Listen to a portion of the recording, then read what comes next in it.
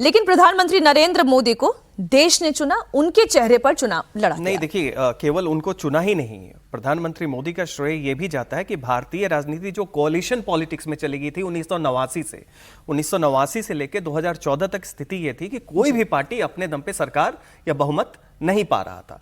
तो उन्होंने उस दौर को भी बदला। 2014 के बाद जो वन पार्टी डोमिनेंस सिस्टम वाली बात जो कांग्रेस की हुआ करती थी खत्म हो गई, तो वो लाए। तो निश्चित तौर पे वो एक प्रेसिडेंशियल स्टाइल में लड़ा गया चुनाव था।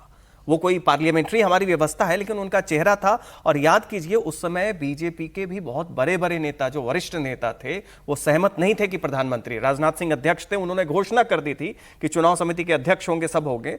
उसमें शीर्ष नेतृत्व भी उस समय बहुत ज्यादा जो वरिष्ठ नेता थे नहीं थे। तो वैसी गोवा अधिवेशन सबको बहुत अच्छे से याद है। बिल्कुल बिल्कुल बिल्कुल। तो वैसी स्थिति में देखिए, वो एक आउटलायर थे गुजरात के मुख्यमंत्री के तौर पर। दिल्ली के सियासत में आके तमाम अटकलें थी कि उनकी वो छवि है, फला छवि है, और दिल्ली की सियासत में नहीं एक्सेप्ट होंगे, देश को लीड करने वाला। जो आज के डेट में यूपी के दुनिया ने भी एक्सेप्ट किया, सिर्फ देश ही नहीं। कहने का मतलब है, जो आज के डेट में यूपी के मुख्यमंत्री के लिए भी कहा जाता है कि दिल्ली चलाना, देश चलाना एक अलग बात है, प्रदेश चलाना। वैसी स्थिति में उनको जो एंडोर्समेंट जनादेश मिला, वो उनके चेहरे पे तो मिला ही मिला। उसने भारतीय राजनीति की दिशा ये बदल दी कि आप कोalition पॉलिटिक्स से निकल के वन पार्टी डोमिनेंस वाले फेज में आ गए। और बीजेपी का जो अखिल भारतीय विस्तार हुआ, केवल बंगाल ही नहीं, पूरे नॉर्थ ईस्ट में आप जाइए, किसके चेहरे पे वोट मिलता है? वो बिप्लब देब के चेहरे पे या मनिक साहा के चेहरे पे, उन लोगों के चेहरे पे नहीं मिलता है। वो प्रधानमंत्री मोदी का चेहरा था जो बाद में उस वहां पे 14 से हम 26 में आ गए हैं। अभी भी कहानी वही है या कुछ बदली है? नहीं, अब तो वो कहानी और कंसोलिडेट होती जा रही है ना। उस समय तो ये भी लग रहा था, उस समय तो पहली बार चुनाव प्रधानमंत्री के दावेदार के तौर पर नरेंद्र मोदी चुनाव लड़े थे 2014 का। उसके बाद तो और पोजीशन कंसोलिडेट हुई है ना। उसके बाद भारतीय जनता पार्टी दुनिया की सबसे बड़ी पार्टी बनी है। एक एक करके राज्यों में 19 राज्यों में भारतीय जनता पार्टी की अपनी सरकार, 17, 18 या 16 कुछ राज्यों में अपने मुख्यमंत्री हैं, 6-7 राज्यों में सहयोगी पार्टियों के मुख्यमंत्री हैं, 22-23 राज्यों में एनडीए की सरकार बनी हुई है। तो कमोबेश पूरा एक तरह से है। अब मिजोरम एक था जो बाहर था, तो अभी मिजोरम के भी जो राज्यसभा सांसद जीत के आए, उन्होंने कहा कि हम मुद्दों पर आधारित समर्थन देंगे। तो ऑलमोस्ट पूरा नॉर्थ ईस्ट जो है वो एनडीए के साथ है। तो ये जो और कंसोलिडेशन हुआ है उस पॉलिटिक्स का, जिस पॉलिटिक्स की हम लोग बात कर रहे हैं, नरेंद्र मोदी के चेहरे के इर्द गिर्द जो बीजेपी की पॉलिटिक्स का कंसोलिडेशन हुआ है, इसका फायदा हर जगह भारतीय जनता पार्टी को मिल रहा है।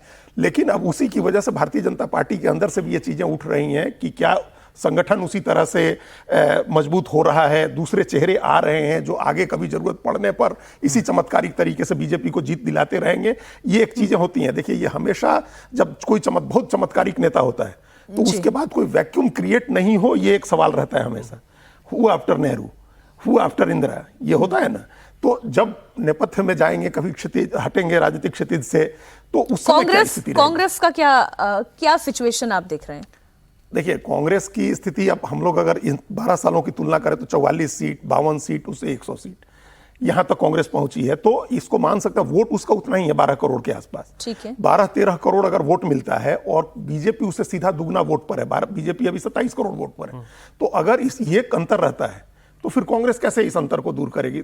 ठीक है, सहयोगी पार्टियां हैं जो जोड़ करके, और कोई ब्रांड चेहरा नहीं है अब उनके पास। अब चेहरा एक है, तो वो चमत्कार उससे नहीं होगा, क्योंकि चमत्कार तो पहली बार में होता है। जैसे नरेंद्र मोदी आए 2014 में चमत्कार हो गया। राहुल गांधी जो है, राज्य स्तर पे चेहरा नहीं है। हाँ, और राज्यों में भी नहीं है। और लेकिन कांग्रेस के पास जो राहुल गांधी का चेहरा है, अब वो चमत्कार से नहीं जीतेंगे।